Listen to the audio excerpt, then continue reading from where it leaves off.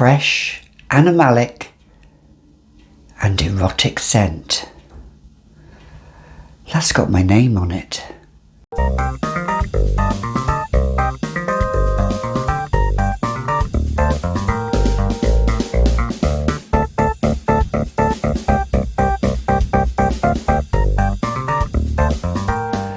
Hi, I'm Gabby and welcome back to another edition of The Fragrantician, where here on my channel we talk nothing but fragrances. So if that's your bread and jam, or your bread and butter, or your pancakes and syrup, and you just want to be scent-attained, because I am here for your scent-attainment, then keep on watching. So in today's edition, we are reviewing, comparing and contrasting two fragrances from the house of Francesca Bianchi, and they are Sex Under the Sea and Sex Under the Sea Neroli. So which one is you? Are either of them you? Well, let me say Francesca Bianchi, she is an Italian perfumer based in the Netherlands, and I am beginning to love her scents. Her scents are very original. If you have tried and you have looked at perfumery and you're wanting something different, this is a very different range. They are all extrait de parfum, which is extract of perfume, which is a lot more stronger than eau de toilette or eau de parfum, so they last a lot longer on the skin. And these fragrances, I will say from the get-go, they perform. So if you're looking for longevity, if you're looking for projection and sillage, you're looking for goddess based fragrances, because I don't like to call them beast mode fragrances, they are, as Lulu would say, diva mode fragrances, goddess based fragrances. They aren't even demi-goddess or nymph based fragrances. These fragrances are strong to the max. And I've got a little story about one of these fragrances as well, which I'll tell you about. So let's jump into it. Let's dive in. My words exactly. So the first one we are going to talk about, I just have a little sample of, but I am going to make it my mission to be a full bottle worthy fragrance. These are all up my street. I have sampled these before, and I did do a video last year on these fragrances, on some of them that I sampled, and I wanted to revisit them because I wasn't sure about some of them. If I'm going to be honest with you, these are a fragrance range that you have to learn to appreciate and love. They're not just, one whiff after 5 minutes and you're going to either love it or hate it. These fragrances are art. And when I mean art, I mean the perfumer Francesca herself. She has put something of her own story, her own life into these fragrances. You can tell that these fragrances are made with something. I am looking for something now with fragrances like Papillon. That's another brand that I love. I am looking for fragrances that really ignite a passion within me. And these fragrances, I didn't really appreciate the samples. And now I'm kind of like learning to appreciate them. And I will say that there are some Sticky Fingers and The Dark Side, and Lost in Heaven. Those are going to be on my to buy list, my full bottle worthy list. But the first one I'm going to talk about, and the one I'm going to talk about today, is this sample, which is Sex and the Sea, which is I think it's a small little sample bottle, which you can buy as a discovery set on her website. And I know it's a special offer on her website, which I will link down below. I don't get any kickoff out of it. I'm just going to link her website down below so you can see what she has to offer. But Sex and the Sea, I'm going to look on Francesca's website herself. So the Accords, it's an extrait de parfum, so it's an extract of perfume.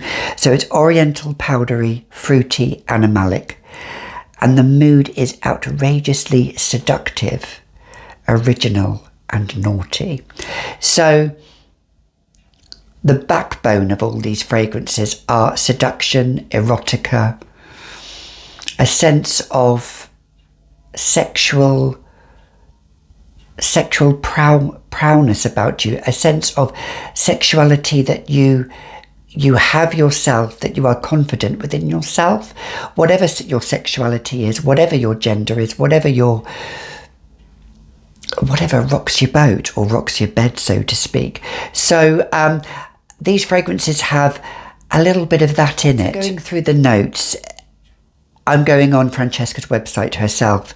It has notes of mimosa, which is a yellow floral, pineapple, coconut, immortelle, which is that I can't pronounce this, helichrysum, immortelle, yes, I'll talk about that in a minute, rose, iris, sandalwood, myrrh, labdanum, benzoin and ambergris. Now, I'm going to spray this a little bit on my hand. Now, I'm only going to spray. That's more than enough. I can smell it already. That's how strong and, wow, strong and potent this is. This opens up with this kind of ambergris note, which is that molecule that gives it a sense of freshness, dewiness almost. But the main players in this are the civet, the immortelle, and a dash of coconut and pineapple, just a dash of it. The civet has skankiness. Civet is an animalic note. It is, as we know, it's strong. I love my animalic notes, and this plays a part in this fragrance. It is so beautiful. But to me, for me, in my opinion, I think this fragrance I put on is a masterpiece, and that's a sweeping statement. But I'm going to say this: I put this on the lay-by. I kind of didn't think really too much about it. I focused more on Lost in Heaven, Under My Skin. Those ones that really that seem to be talked about a lot. And also, I would say Sticky Fingers. Those they are all talked about a lot, but Sex and the Sea isn't talked about, I don't think, as much. And Sex and the Sea Neroli isn't talked about as much as the others. Now, this fragrance can be worn all year round. Just don't be put off because it has coconut and pineapple in it. It's not one of those fragrances that is like your run-of-the-mill celebrity fragrances. I'm not going to mention any names. Well, I could throw a lot of shade if I wanted to, but it's not one of those beachy type fragrances where you think, oh, it's just nice and it's light and it's airy and it smells like a pina colada. No, it's not like that at all. The immortelle in this, which is this dry, herbaceous, it's a yellow floral, but it smells, it has a juxtaposed position, immortelle does. So it smells almost savoury and sweet. And by that it means it smells like straw-like, but some sweetness in it. And immortelle I used in a face cream by L'Occitane de Provence, which is, it kind of reminds me a little bit of that everlasting flower, that flower that blooms all year round, that flower that blooms in Corsica as well. And it, despite whatever the weather, it seems to bloom. And immortelle can be a strange note. I love it. Some don't, because of that savoury sweetness when it's kind of like you want to like it, but there's something in it that is a little bit disturbing to some, this kind of smell. But a bit like cumin, I suppose, or a bit like coriander, or a bit curry-like. Oh gosh, it's so, so beautiful. Now, the pineapple and the coconut, I would say, is just, the pineapple and the coconut is just in the background there. It's not the crescendo. The crescendo, if that's the word, is the civet, the immortelle. And that ambergris envelops it, which gives it's that molecule which envelops the fragrance and wraps that kind of freshness around it, that slightly, ever so slightly aquatic saltiness. But as I said, it's not for... The name is misleading, because I know with Francesca, her memories were of were of holidays and were of by the seaside, but evoking an emotion within you that is sexual, that is powerful, that is provocative slightly. The civet in this, as it dries down, the civet does become more prominent. I will warn you, on my skin, and I love it. There's a little bit of vanilla in there, but I would probably say, not 5% vanilla. And I would say there's a slight sweetness from the myrrh, which is a resin of... It's like a sweet myrrh. I wouldn't say it's like a Popanax, but it's like a sweet myrrh. It's resinous. It has that resinous backbone, but it's not too resinous. So that's why I think it's blended quite well, so it can be worn all year round. All of the Francesca Bianchi fragrances, a lot of people will say they're just for spring or summer. Sorry. A lot of people would say they are just for autumn or winter.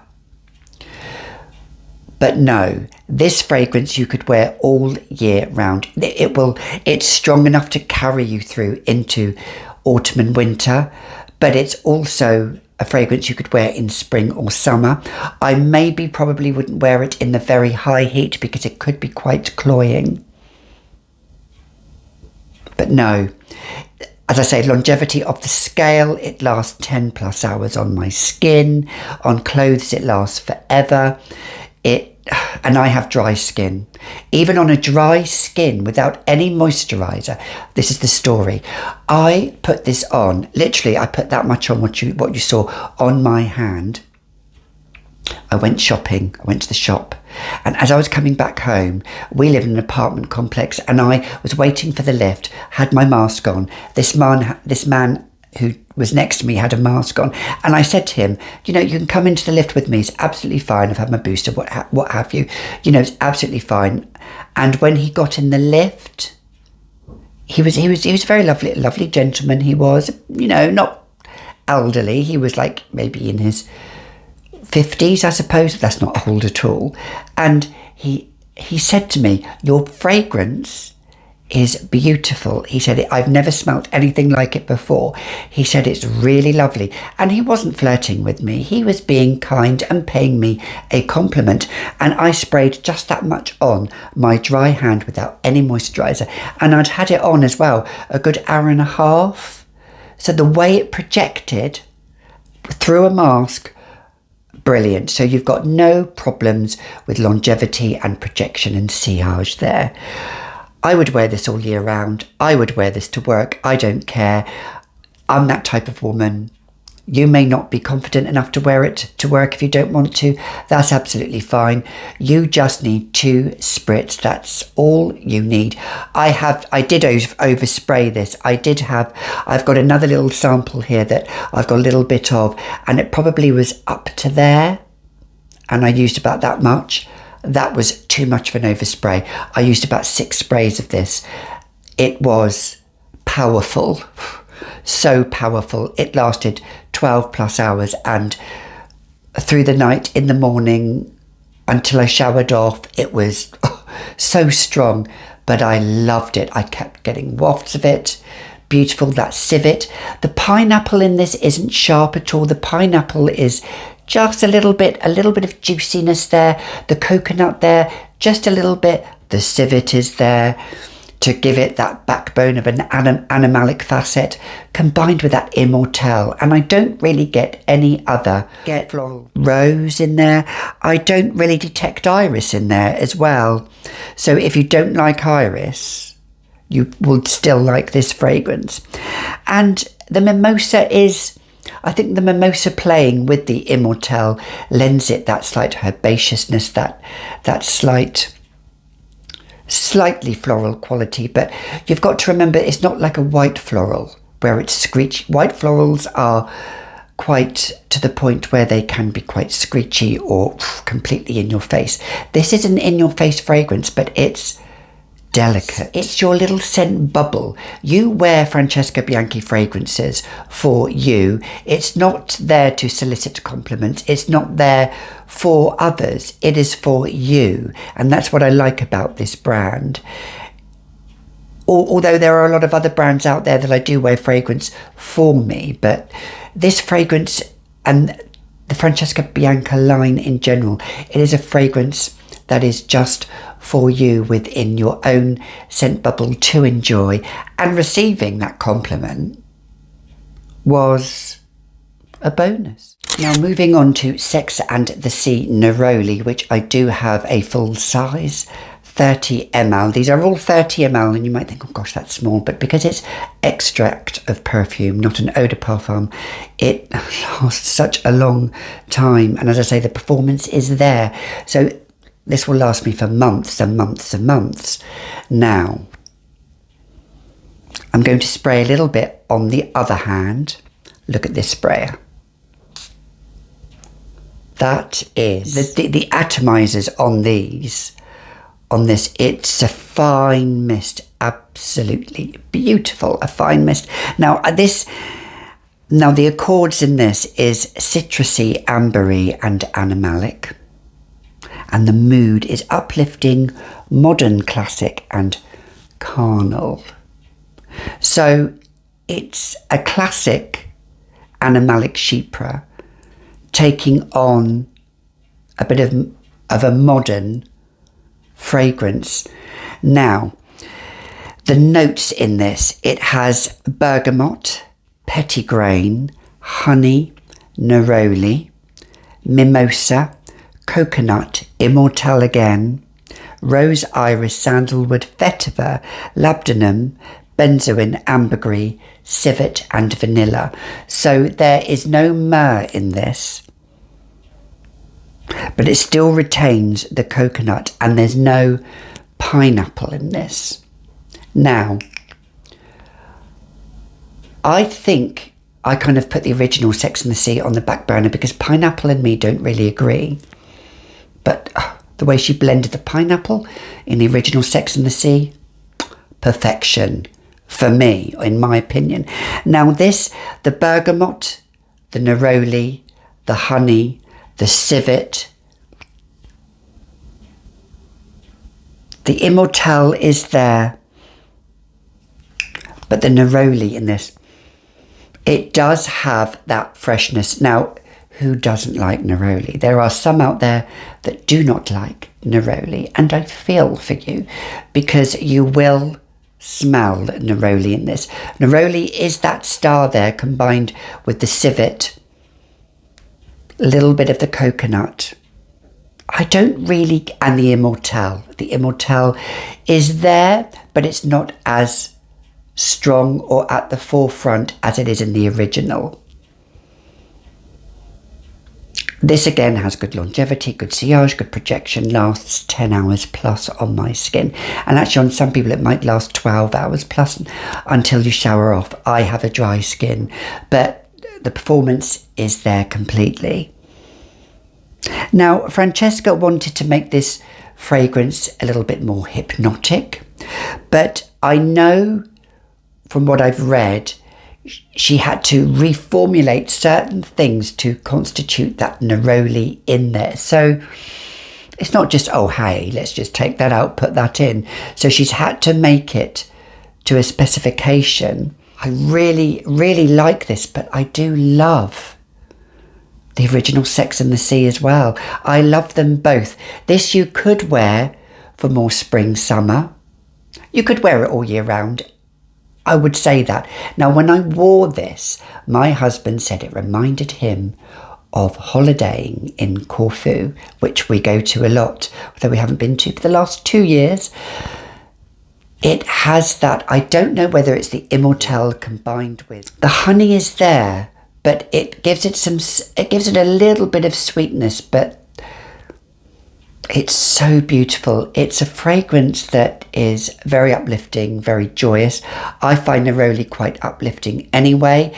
It is that citrusy part of the orange blossom. It's that, some people don't like it, but I really do like it. Oh, and it's got petitgrain in there, which is like the twigs and the leaves of the orange blossom. So the petitgrain has some sort of woodiness there.